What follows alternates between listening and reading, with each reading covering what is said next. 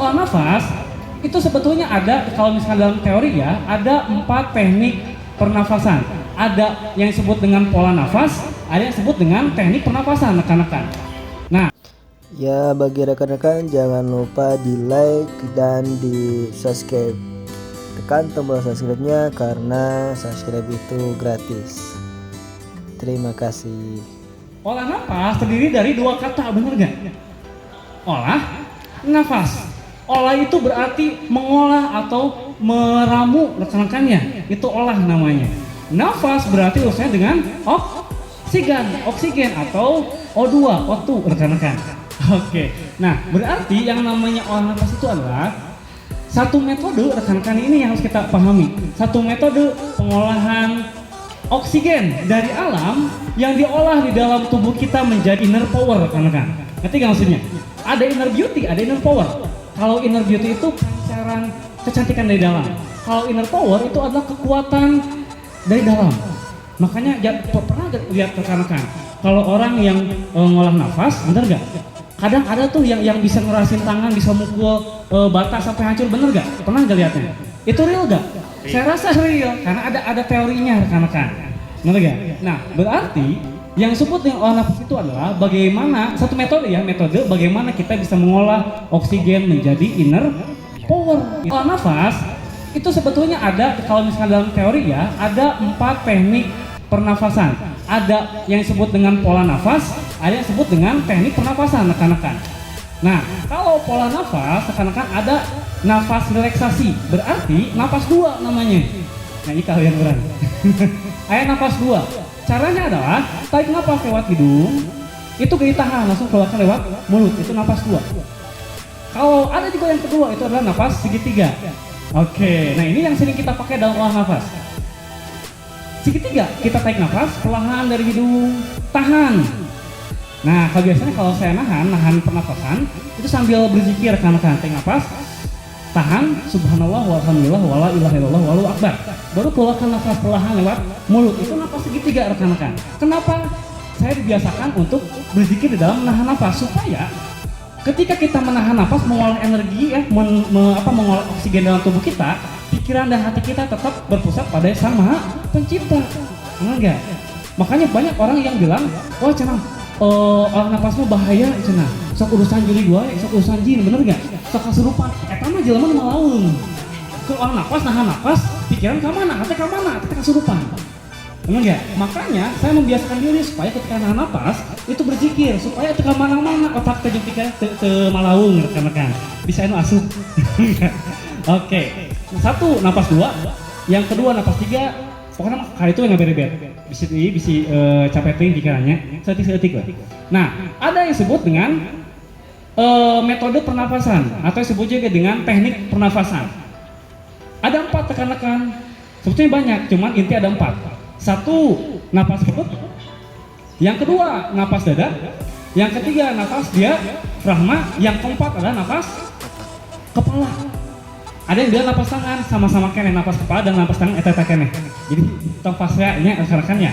Nah, yang pertama nih rekan-rekan, kita bahas tentang pernapasan perut.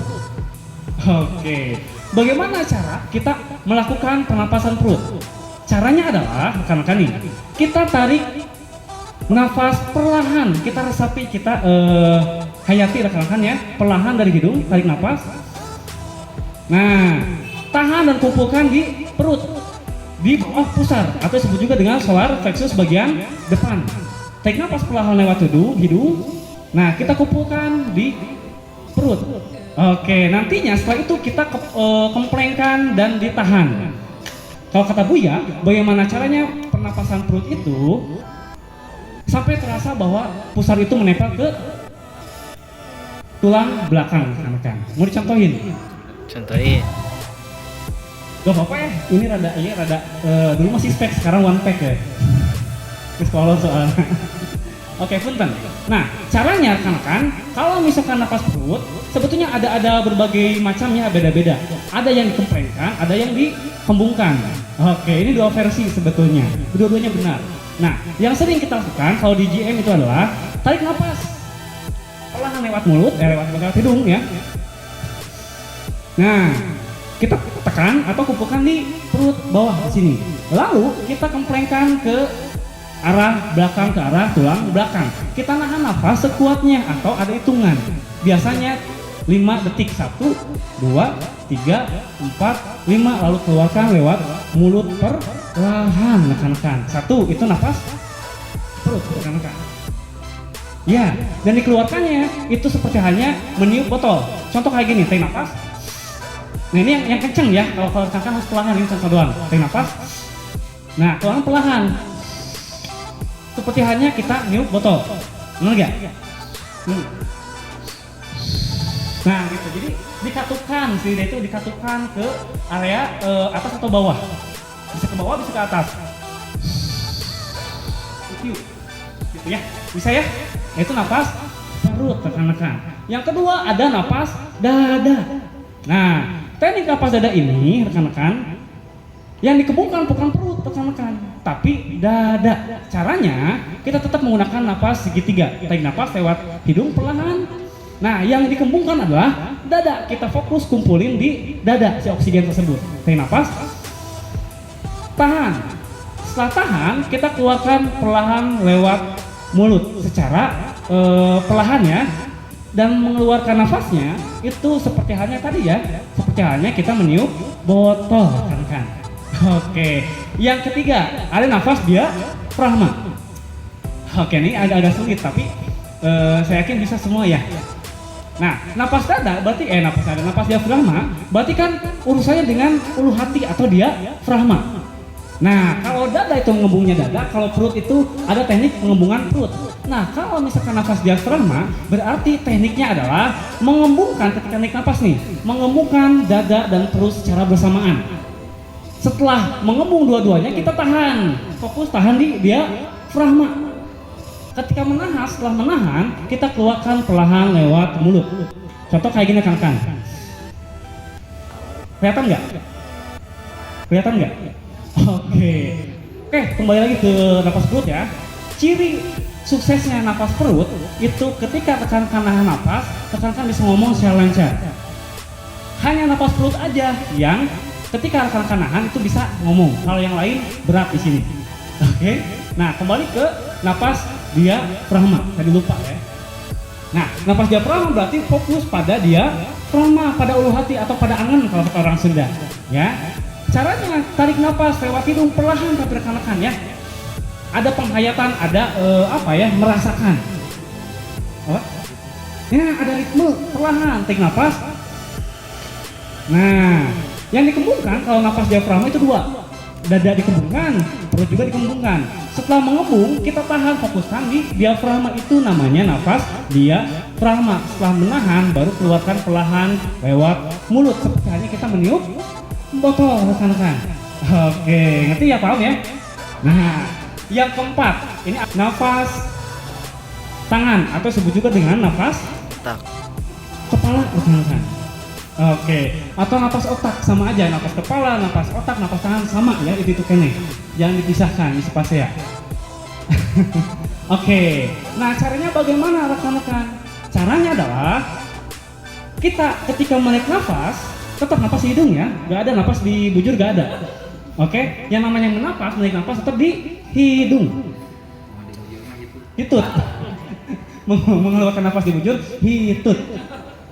Oke, tarik nafas lewat hidung, sama napas itu lewat hidung, tetapi imajinasi kita, ini urusan imajinasi. Kalau urusan nafas kepala, nafas otak ya, itu urusan imajinasi. Ketika kita menaik nafas lewat hidung, tarik nafas perlahan, hidung yang bernafas, tapi imajinasi kita membayangkan bahwa yang bernafas itu adalah ujung-ujung jari, rekan-rekan. Paham nggak maksudnya? Jadi urusan imajinasi kalau nafas tangan. Kalau belum bisa imajinasi, sulit, rekan-rekan. Lu ayo liur. Yuk, nafas tangan, bingung. Berarti bisa ngimajinasikan. Nah, kita belajar sedikit-sedikit untuk mampu berimajinasi. Ya, tarik nafas lewat hidung perlahan. Oke. Nah, yang kita anggap bernapas itu bukan hidung, tapi ujung-ujung jari. Seolah ada oksigen yang masuk lewat ujung-ujung jari. Nah, atas atau merayap ya, merayap kita. Naik ke atas menuju ke kepala. Oke, menuju ke kepala, berkumpul di kepala rekan-rekan. Kalau sudah naik nafas, tahan. Tetapi mengalirnya energi atau oksigen dari ujung tangan, ujung jari itu tidak berhenti, terus mengalir sampai ke kepala, seolah yang kita rasakan itu kepala membesar, bisa sampai 10 kali lipat kepala kita. Nah itu baru berhasil. Kalau misalnya kita nafas tangan, kok kepala teh angkat-angkatnya sedikit, berarti belum berhasil, masih gagal kan?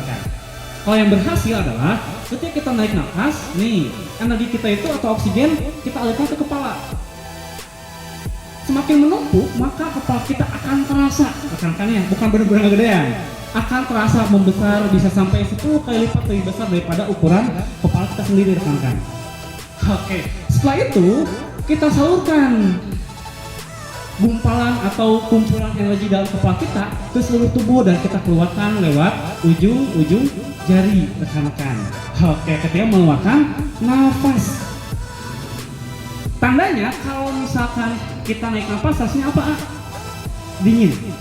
Ketika naik nafas itu kok dingin rasanya itu. Kalau mengeluarkan panas.